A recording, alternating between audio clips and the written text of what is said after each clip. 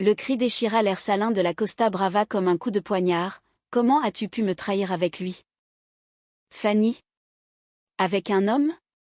Ma voix, rauque de larmes retenues, se brisa contre les vagues qui s'écrasaient sur les rochers en contrebas. Fanny, figée sur la terrasse de notre villa louée pour l'été, lâcha son verre de Rioja qui explosa en éclats rouges sur les dalles de pierre, son visage pâle comme la lune montante. Et dans ce silence qui suivit, je vis dans ses yeux noisettes non pas la honte, mais une tempête, celle qui avait emporté notre amour, ou du moins, ce que j'en croyais. C'était censé être notre refuge? Cette côte sauvage de Catalogne où nous avions fui Paris l'année précédente? Cherchant à panser les plaies d'une vie trop pressée. Fanny et moi. Roxane. Nous nous étions aimés depuis nos 20 ans. Dans les ruelles étroites du Marais? Sous les regards complices des bistrots enfumés. Elle. L'artiste peintre aux mains tachées de cobalt et de vermillon. Moi. La galeriste ambitieuse qui avait tout sacrifié pour exposer ses toiles. Notre mariage, célébré en secret à la mairie du 4e arrondissement, n'avait pas été une mode passagère, c'était un serment gravé dans la chair. Pour toujours, murmuré lors de nos nuits volées à Montmartre. Mais ici, à l'Orée de Mar, sous le soleil impitoyable de l'Espagne, tout avait basculé. J'avais surpris un texto sur son téléphone. Anodin en surface, rendez-vous ce soir au port? Ton secret est en sécurité avec moi. Signé, Ravière. Le cœur battant, je m'étais précipité vers le petit port de pêche, où les barques dansaient sur l'eau noire comme des ombres complices. Et là, sous les guirlandes de lumière jaunâtre qui pendaient des mâts, je les avais vus, Fanny. Riant à une plaisanterie qu'il murmurait à son oreille. Sa main effleurant la sienne avec une intimité qui me noua les entrailles. Ravière.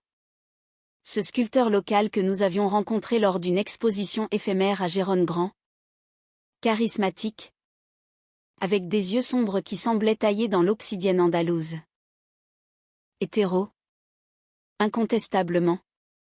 Avec sa moustache taillée et son accent chantant qui faisait fondre les touristes. Pourquoi lui? Pourquoi maintenant? Je les avais suivis de loin. Le souffle court. Jusqu'à cette villa perchée sur la falaise. La nôtre? Celle où nous avions promis de nous reconstruire.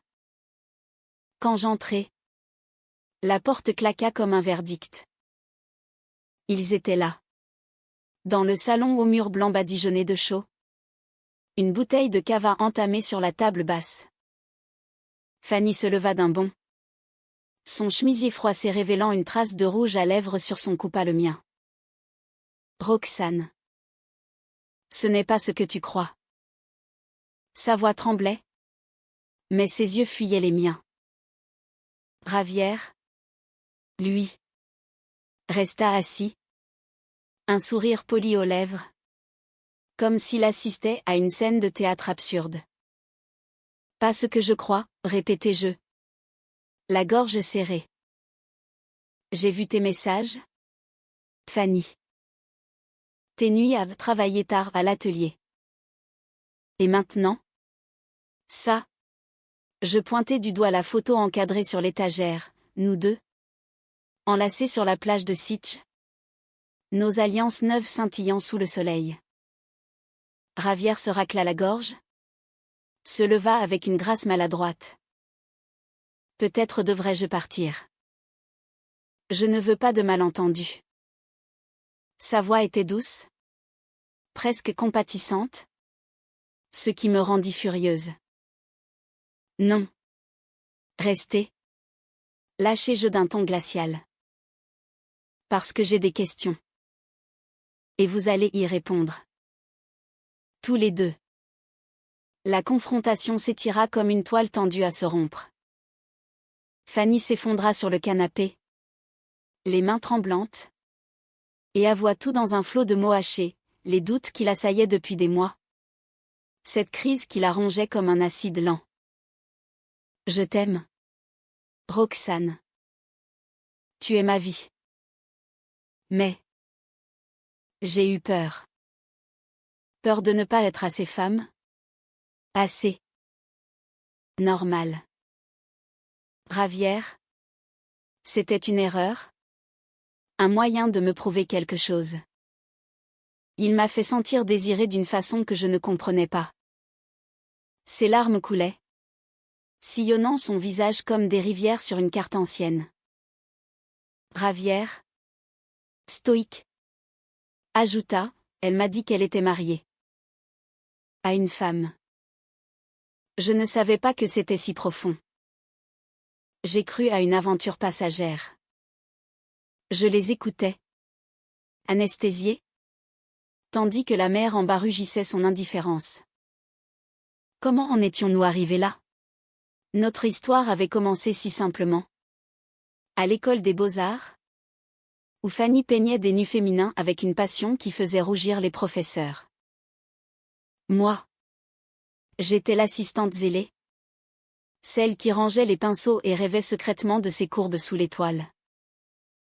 Notre premier baiser, dans l'atelier sombre après une critique houleuse, avait été un feu d'artifice, ses lèvres douces contre les miennes, ses mains dans mes cheveux. Murmurant, tu es mon inspiration. Roxane. Nous avions fui ensemble vers l'Espagne l'an dernier. Lassés de la grisaille parisienne, cherchant dans les embruns catalans un renouveau. J'avais investi toutes mes économies dans une galerie à Barcelone, l'atelier des ombres, pour exposer ses œuvres des portraits de femmes libres, des paysages hantés par des fantômes amoureux. Et voilà que cette même Fanny, ma muse, s'était perdue dans les bras d'un homme. La nuit s'alourdit. Et Ravière partit enfin, laissant un silence pesant. Fanny et moi nous retrouvâmes seuls, face à face, comme au premier jour. Pardonne-moi, supplia-t-elle, s'agenouillant à mes pieds. Je la repoussai doucement, le cœur en miettes. Comment puis-je te faire confiance à nouveau? Tu as brisé ce que nous avions de plus sacré. Elle pleura longtemps, ses sanglots se mêlant au vent qui sifflait par les fenêtres ouvertes. Je finis par la serrer contre moi. Non par pardon, mais par habitude, cette addiction à son parfum de lavande et de peinture fraîche. Nous dormîmes ainsi, enlacés dans un lit trop grand. Mais le lendemain, tout changea. Au matin, le soleil se leva sur un Lorrain endormi. Et je décidai de ne pas fuir. Pas encore. J'appelai une amie à Barcelone. Marie. Une psychologue qui avait fui la France pour les mêmes raisons que nous, un amour trop franc pour la rigidité hexagonale. Viens. Lui dis-je. J'ai besoin de toi. Pendant ce temps, Fanny errait dans la maison comme un spectre, évitant mon regard. Elle tenta de peindre, mais ses coups de pinceau étaient furieux, noircissant la toile d'ombre violente. C'est toi que je vois là-dedans? Murmura-t-elle quand je passai devant l'atelier. Ma colère. Ma perte. Marie arriva en fin d'après-midi. Sa Peugeot cabossait brinque-ballant sur la route sinueuse. Avec ses lunettes rondes et son chignon désordonné, elle avait l'air d'une bohème sortie d'un film de Truffaut. Nous nous installâmes sur la terrasse. Un pichet de sangria entre nous. Et les mots jaillirent comme une confession. Fanny parla de son enfance à Toulouse. D'une mère bigote qui l'avait élevée dans la peur du péché. D'un père absent qui n'avait jamais su aimer. Être avec toi, Roxane, c'était la liberté. Mais parfois, la nuit, je me demande si je ne suis pas brisée. Ravière. C'était une façon de tester. De me flageller. Marie hocha la tête. Patiente. L'identité n'est pas une ligne droite? Fanny. C'est un labyrinthe. Et l'amour? Vrai? N'a pas de genre. Les jours suivants furent un tourbillon. Je repris le chemin de la galerie à Barcelone, laissant Fanny à la villa avec Marie pour des séances quotidiennes. La ville, avec ses mosaïques de Gaudí et ses ramblas grouillantes, me semblait soudain hostile. Chaque couple que je croisais me rappelait notre chute. Une exposition sur les amours interdites m'attendait, des toiles de Frida Kahlo prêtées d'un musée mexicain. Des femmes enlacées dans des tourbillons de douleur et d'extase. Je passais des heures à les arranger, imaginant Fanny peignant à mes côtés. Comme avant. Mais le soir, seul dans notre appartement du quartier gothique, je relisais ces messages, je t'aime. Reviens-moi. Un soir de mi-août, la tempête éclata littéralement. Un orage méditerranéen s'abattit sur la côte, transformant la mer en un chaos d'écume blanche. Je rentrai précipitamment à la villa, trempé jusqu'aux os, pour trouver Fanny dehors, sous la pluie battante, criant mon nom. Roxane. Ne pars pas. Elle courut vers moi, glissant sur les dalles mouillées, et nous tombâmes ensemble dans la boue du jardin. Ses lèvres trouvèrent les miennes, désespérées, salées par les larmes et la pluie. J'ai tout avoué à Marie. Mes peurs. Mes doutes. Ravière n'était qu'un fantôme. Une erreur pour combler un vide que toi seul peux remplir. Je la serrai fort, le cœur gonflé. Mais la colère persistait. Prouve-le-moi. Alors. Pas avec des mots. Avec le temps. Nous rentrâmes. Dégoulinantes. Et passâmes la nuit à vraiment parler. Pour la première fois depuis des mois. Elle me raconta ses nuits d'insomnie. Hantée par des rêves où elle était une marionnette entre deux mondes, le nôtre. Fluide et passionné. Et celui imposé par une société qui murmurait encore, anormal, dans les coins sombres. Je lui confiai mes propres failles, cette jalousie viscérale née d'une enfance orpheline. Où l'amour était un luxe volé. À l'aube, épuisés mais apaisés, nous fîmes l'amour lentement. Redécouvrant nos corps comme des terres inconnues. Ce n'était pas une réparation, mais un commencement.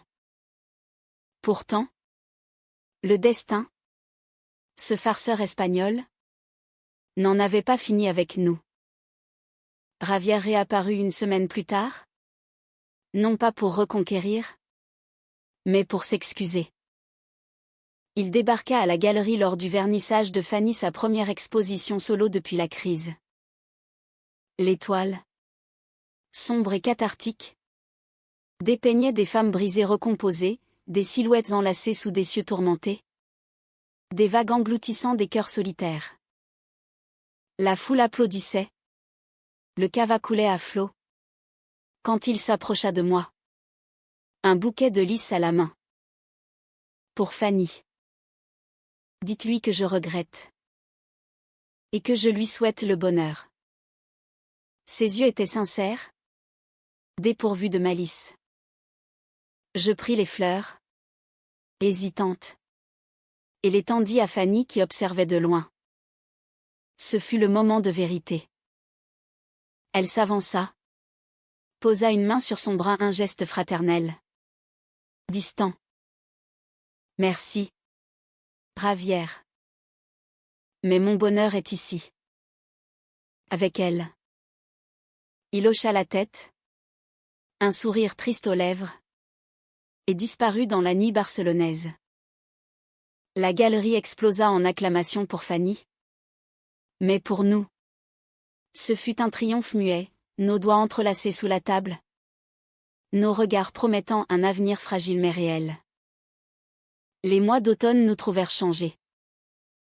Nous vendîmes la villa de la Costa Brava, trop chargée de souvenirs amers, et investimes dans un petit mas provençal près de la frontière, un pont entre nos racines françaises et notre exil espagnol. Fanny peignait avec une fureur nouvelle ses toiles explorant l'ambiguïté des désirs, exposées à Madrid puis à Paris. Moi, je montais une série d'ateliers pour artistes queer, invitant des voix marginales à hurler leur vérité. Marie devint notre ancre, une amie plus qu'une thérapeute, nous rappelant que l'amour n'est pas une prison, mais un océan imprévisible, mais infiniment bleu. Un soir de Noël, sous les lumières tamisées de notre masse, Fanny me tendit un cadeau enveloppé de papier craft, un portrait de nous deux, enlacés sur une falaise catalane, nos visages tournés vers l'horizon. C'est nous, Roxane. Brisée, mais entière. Je pleurais, l'embrassant avec une tendresse que je croyais perdue. Dehors, la neige rare tombait sur les oliviers, un voile purificateur. Et dans ce silence, je sus que tout avait changé, non pas en effaçant la trahison, mais en la transformant en force. Notre amour, forgé dans le feu de la confrontation, était plus résistant que jamais. Humain, imparfait, éternel. Pourtant, la paix que nous avions conquise était fragile. Comme ces vitraux de la Sagrada Familia qui capturent la lumière un instant avant de la laisser filer. L'hiver 2025 s'installa avec ses vents glaciaux du nord. Et avec lui, les ombres persistantes de notre passé. Fanny, dans son atelier improvisé au sous-sol du mas, peignait furieusement, ses toiles se couvrant de couches successives des empâtements épais qui masquaient autant qu'ils révélaient. C'est comme si je construisais un mur entre nous et le monde, me confia-t-elle un soir, les mains barbouillées de sienna et d'ultramarine. Je hochai la tête, mais intérieurement, je sentais le doute ronger, et si Ravière n'était pas le seul fantôme? Les appels commencèrent subtilement. D'abord, un numéro inconnu, que je laissai sonner. Puis, un message vocal, la voix de ma sœur aînée, Élise, que je n'avais pas vue depuis notre départ de Paris. Roxane, maman est malade. Cancer du sein. Elle demande après toi. Reviens. Le choc me cloua sur place. Le téléphone glissant de mes doigts moites. Maman, cette femme aux cheveux poivre et sel, qui avait pleuré lors de notre mariage civil, murmurant, c'est contre nature, avant de claquer la porte. Élise. L'hétéro exemplaire, mariée à un banquier, 2 enfants parfaits, avait toujours été le rempart entre nous et la famille. Pourquoi maintenant? Fanny me trouva prostrée sur le carrelage de la cuisine, les sanglots secouant mon corps comme une tempête intérieure. Elle s'agenouilla, me berçant comme une enfant. Va voir ta mère, mon amour. Affronte ça. Pour toi. Ses yeux noisettes qui m'avaient ensorcelé 10 ans plus tôt, brillaient d'une compassion pure. Mais au fond de moi, une voix susurrait, et si ce voyage ravivait les fissures? Paris, avec ses boulevards haussmanniens et ses cafés où nous nous étions rembrassés en secret, n'était pas qu'un souvenir, c'était un champ de mine. Le vol pour Orly fut un calvaire, turbulence émotionnelle pire que celle physique. Élise m'attendait à l'aéroport, plus amaigrie que dans mes souvenirs, son tailleur Chanel froissé trahissant des nuits sans sommeil. Elle est à l'hôpital Saint-Louis. Stade 3. Les chimios la terrasse. Nous roulâmes en silence vers le 10e arrondissement. La Seine grise sous un ciel de plomb. Maman, dans sa chambre stérile aux murs vert pâle, ressemblait à un oiseau déplumé, la peau translucide, les yeux enfoncés. Mais son regard perçant me transperça dès que j'entrai. Roxane. Tu es venue. Pas d'embrassade? Juste ces mots. Lourds comme un reproche. Les visites s'enchaînèrent. Un ballet de silence et de mots maladroits. Élise gérait les formalités rendez-vous chez l'oncologue. Pilules avalées à contre-cœur tandis que je racontais des bribes de notre vie en Espagne, la galerie qui prospérait. L'étoile de Fanny acclamée au salon d'automne. Et elle. Toujours.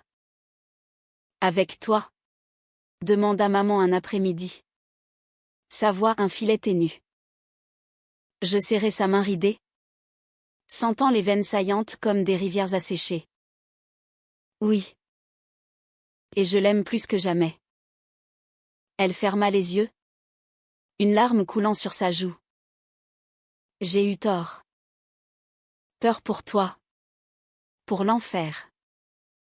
Mais l'enfer, c'est de te perdre. Ces confessions me désarmaient. La nuit. Dans l'appartement familial du Marais, Élise y avait vécu avec ses enfants. Je téléphonais à Fanny. La voix brisée par le décalage horaire. Elle change. Lui disais-je. Ou peut-être moi. Fanny. De son côté. Peignait des portraits de femmes âgées. Des visages burinés par le temps. Inspirés par mes descriptions. C'est pour elle. M'écrivit-elle un soir. Pour que tu vois la beauté dans la fragilité. Ces mots me réchauffaient.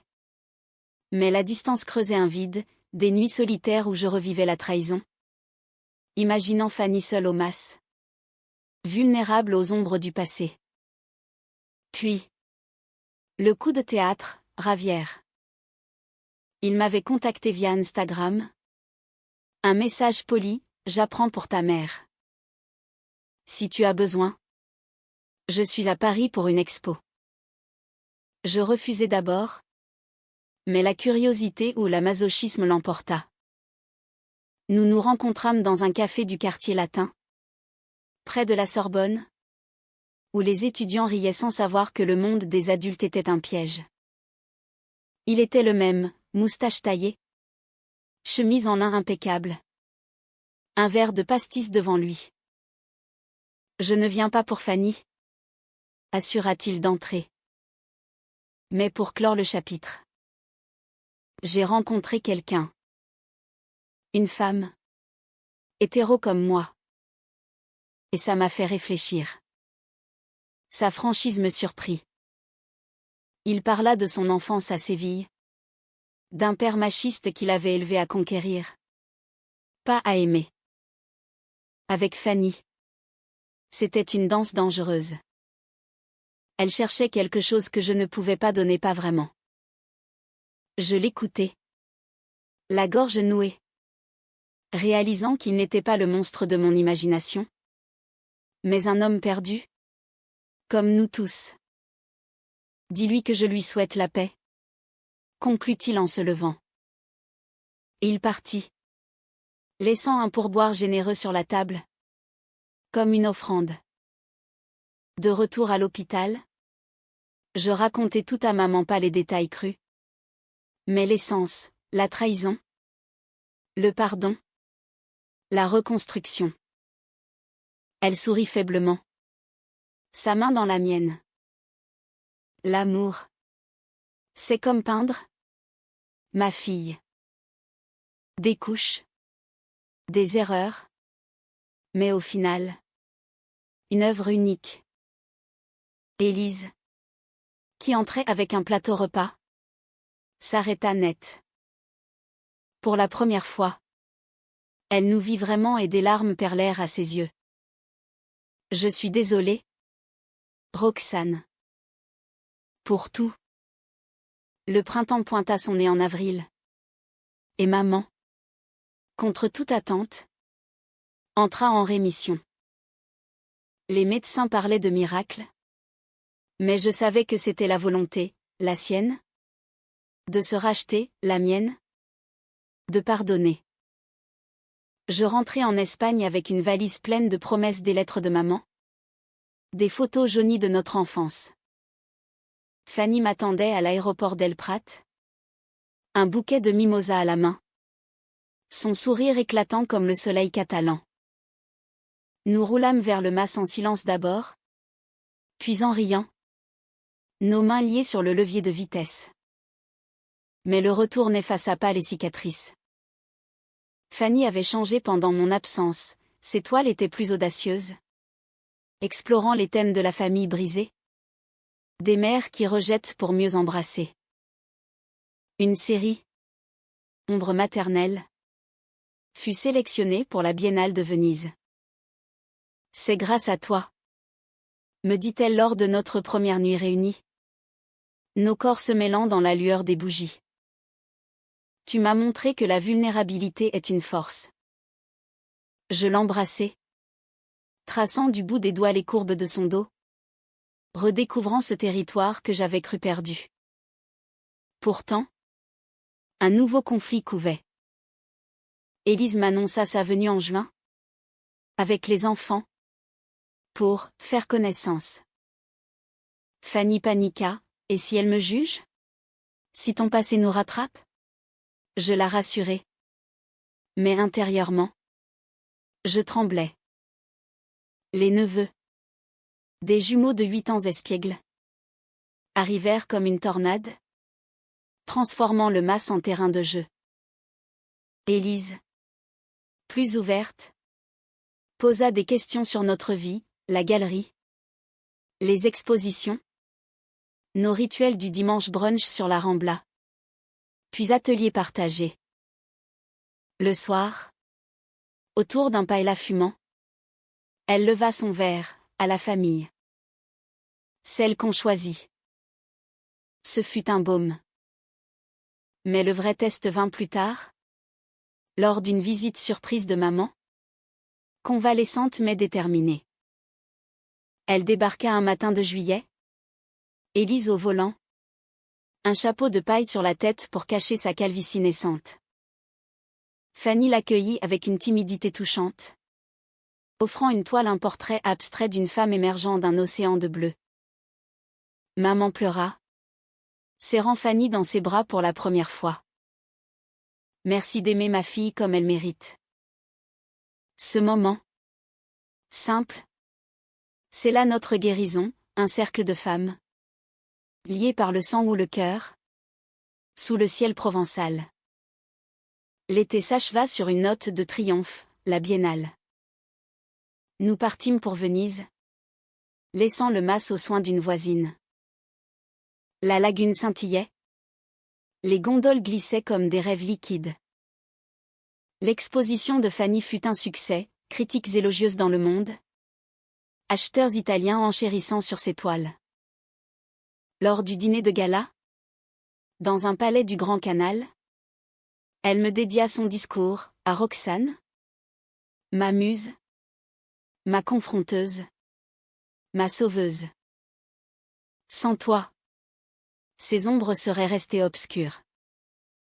La salle applaudit. Mais nos yeux se dirent tout, l'amour, c'est survivre à la trahison, renaître des cendres. Pourtant, au milieu de la liesse, un appel, Ravière? Encore.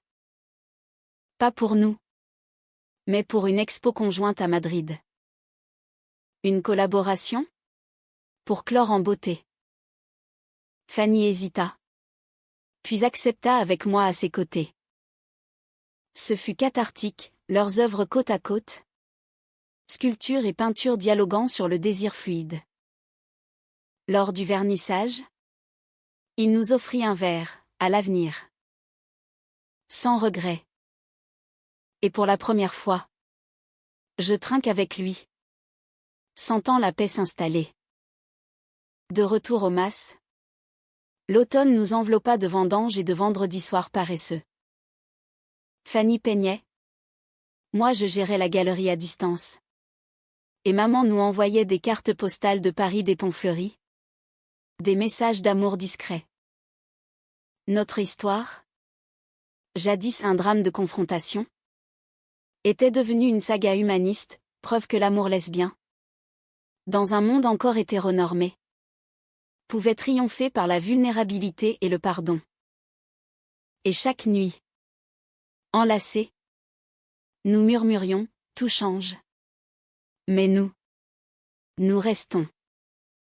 L'hiver suivant apporta ses propres tourments, discrets mais insidieux, comme la tramontane qui siffle dans les vallées provençales. Nous avions cru la tempête passer, Fanny et moi. Mais les failles d'une âme ne se comblent pas d'un claquement de doigts. Un matin de décembre, alors que la gelée blanchissait les champs d'oliviers, je trouvai Fanny dans l'atelier, prostrée devant une toile vierge. Ses yeux, rougis par l'insomnie, trahissaient une rechute. Les doutes reviennent. Roxane. Et si j'étais vraiment incomplète?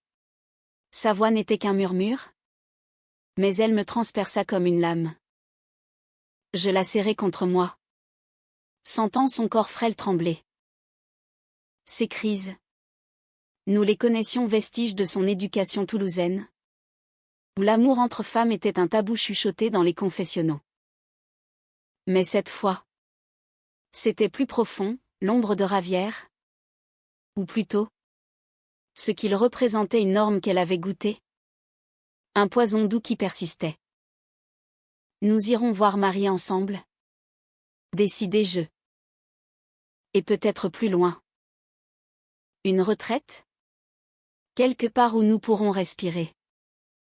Marie, désormais installée à Perpignan, nous recommanda un centre en Andorre, un havre niché dans les Pyrénées, dédié aux thérapies holistiques pour couples queer. Pas de blabla psychanalytique, précisa-t-elle avec son humour caustique. Du yoga, des bains thermaux, et des cercles de parole où l'on crie ses peurs dans la montagne. Nous réservâmes pour janvier, vendant quelques toiles pour financer ce caprice salvateur. Avant le départ, maman appela, prenez soin l'une de l'autre. L'amour, c'est un feu qu'il faut entretenir. Ces mots, simples, nous portèrent comme un talisman. Le voyage fut une odyssée enneigée, la route sinueuse depuis la Provence, bordée de sapins alourdis de blanc, jusqu'aux vallées andorranes où l'air piquait les poumons de pureté. Le centre, un chalet de bois sombre aux baies vitrées dominant des pics acérés, nous accueillit avec un thé au romarin brûlant. Notre thérapeute, une femme basque nommée Irati, aux cheveux grisonnants tressés et aux yeux perçants comme des dagues, nous guida dès la première session. Parler sans filtre, enjoignit-elle, assise en tailleur sur un tapis perçant. Qu'est-ce qui vous ronge? Fanny s'ouvrit la première. Les mots coulant comme un torrent, s'énuyantés par des rêves où elle marchait une corde raide entre deux amants moi. Éthérée et passionnée. Ravière. Solide et terrien. J'ai peur de te perdre à nouveau. Roxane. Peur que mon cœur soit un traître. Je l'écoutais. La main dans la sienne. Et confessais à mon tour, ma rage contenue. Cette jalousie qui me réveillait en sursaut. Imaginant des textos fantômes. Irati hocha la tête. La trahison n'est pas une fin, mais un miroir. Regardez-y. Et choisissez. Les jours se fondirent en rituel libérateur, au biogique face au soleil levant. Où nos corps s'étiraient en synchronie, soirée au sauna. Où la vapeur dissolvait les tensions comme un exorcisme doux, et ses cercles nocturnes autour d'un feu crépitant. Ou d'autres couples des lesbiennes argentines fuyant la dictature morale. Un duo trans de Berlin cherchant l'ancrage partageait leurs cicatrices. Une nuit. Sous un ciel étoilé comme un dôme de diamants. Fanny et moi grimpâmes une crête enneigée. Le vent hurlait. Mais nous criâmes nos vœux, je choisis toi. Et le silence qui suivit fut un serment scellé par la montagne. De retour au mas en février. Transformés. Nous lançâmes un projet fou, un podcast sur les amours queer en exil. Enregistré dans notre cuisine encombrée de micros et de carnets. Fanny narrait les chapitres de notre saga La confrontation sur la terrasse. La rémission de maman. La retraite pyrénéenne tandis que je modérais les invités, artistes, activistes, anonymes brisés et recomposés. Le succès fut fulgurant, des milliers d'écoutes en Espagne et en France. Des invitations à des festivals LGBTQ+ à Sitges et à Paris. Pour la première fois, notre douleur devint un phare pour d'autres. Mais le destin, ce peintre cruel, ajouta une touche d'ombre. Au printemps, Ravière nous contacta à nouveau non pour une expo, mais pour une urgence. Sa compagne, enceinte de 6 mois, avait fait une fausse couche. J'ai besoin de parler à quelqu'un qui comprend la perte, écrivit-il. Fanny, touchée par sa vulnérabilité, insista pour l'aider, des appels nocturnes où elle l'écoutait. Partageant nos propres deuils, une fausse couche précoce. Des années plus tôt, qui avait failli nous briser. Moi, je grinçais des dents, mais voyais la guérison dans ses yeux, en aidant l'autre. Elle se libérait. Ce fut le catalyseur d'un nouveau chapitre.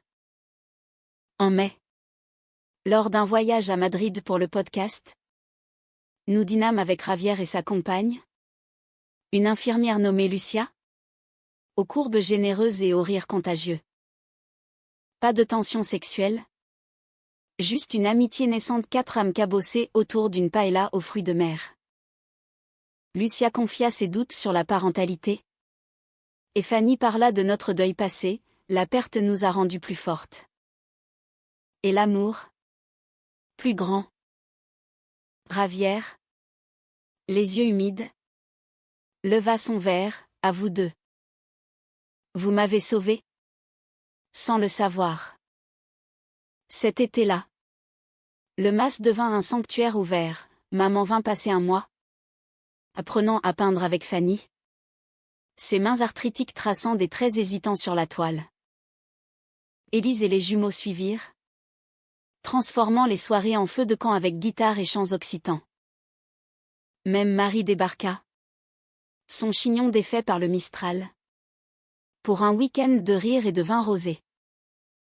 Notre cercle s'élargissait, tissé de fils humains, pardon, résilience, joie volée au quotidien. Pourtant, le climax survint en août, lors d'un festival à Barcelone. Fanny exposait une installation monumentale, un labyrinthe de miroirs brisés, où les visiteurs encouragés à écrire leur trahison sur des post ETS se confrontaient à leurs reflets fragmentés. La foule affluait. Des larmes coulaient. Et au centre, une vidéo muette, nous deux, enlacés sur la Costa Brava, nos lèvres se frôlant sous la pluie. Ravière était là, avec Lucia, applaudissant depuis le premier rang. Mais au milieu du vernissage, un orage éclata, rappel cruel de celui d'il y a 2 ans. La pluie torrentielle transforma la Plaza Real en lac, et nous courûmes nous abriter dans un bar aux murs de briques. Là, trempée, entourée d'amis improvisés, Fanny me prit la main. Souviens-toi de cette nuit-là? La confrontation. J'ai cru tout perdre. Je souris, l'embrassant sous les regards bienveillants. Et tu m'as tout rendu. Multiplié. Ravière, depuis le comptoir, leva son verre, à la pluie qui lave. Le festival se poursuivit en apothéose, prix pour l'installation de Fanny. Interview dans Elle Paie. Une vague d'amour en ligne. Mais pour nous, le vrai trésor fut intime, une nuit sur la plage de la Barceloneta. Nus sous les étoiles, nos corps se lovant dans le sable tiède. Je suis tienne, murmura-t-elle. Entière. Et je crus. Enfin. À ce toujours. L'automne nous ramena au mas. Enrichi. Le podcast grandit. Maman guérit assez pour voyager seule.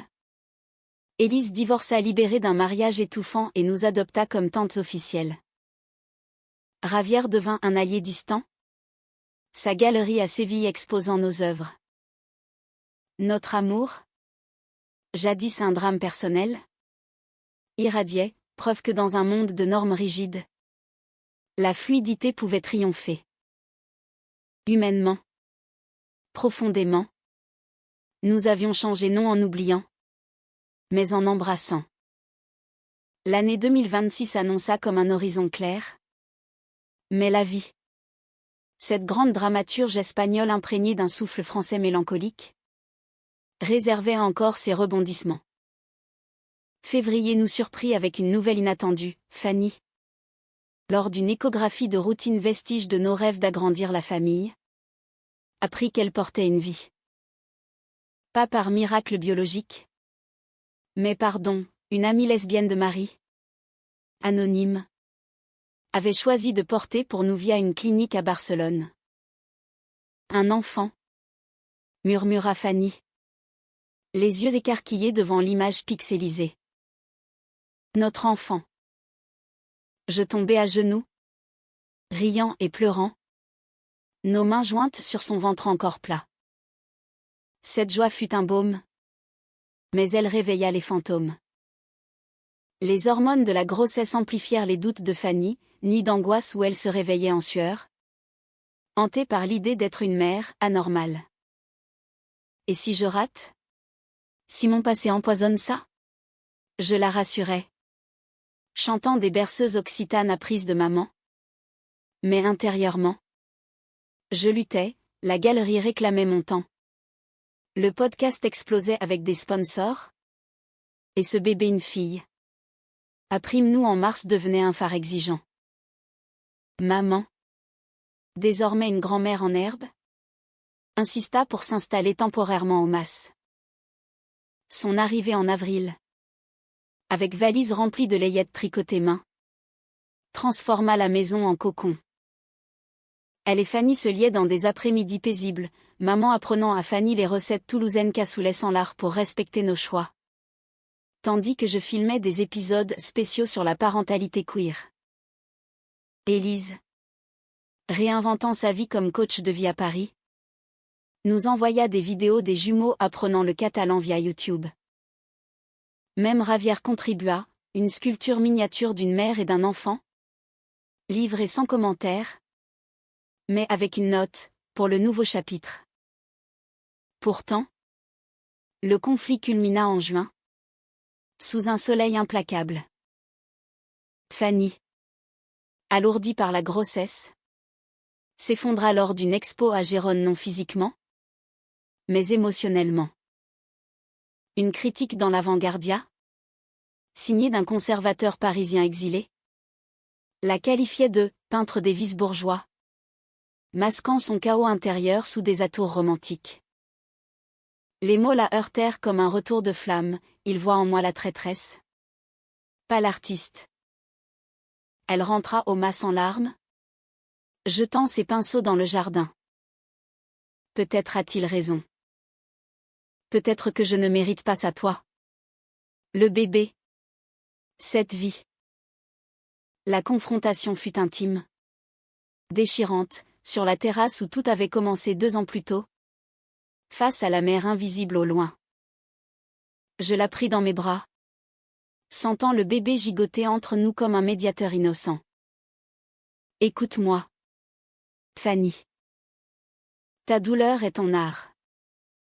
Elle nous a menés ici. Et Ravière? Il n'était qu'un détour.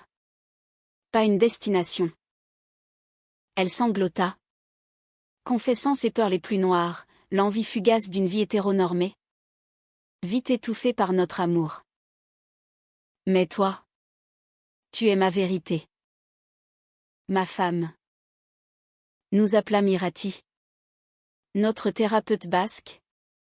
Pour une session virtuelle. Elle nous guida à travers un exercice, écrire nos peurs sur des feuilles, puis les brûler dans le foyer du mas.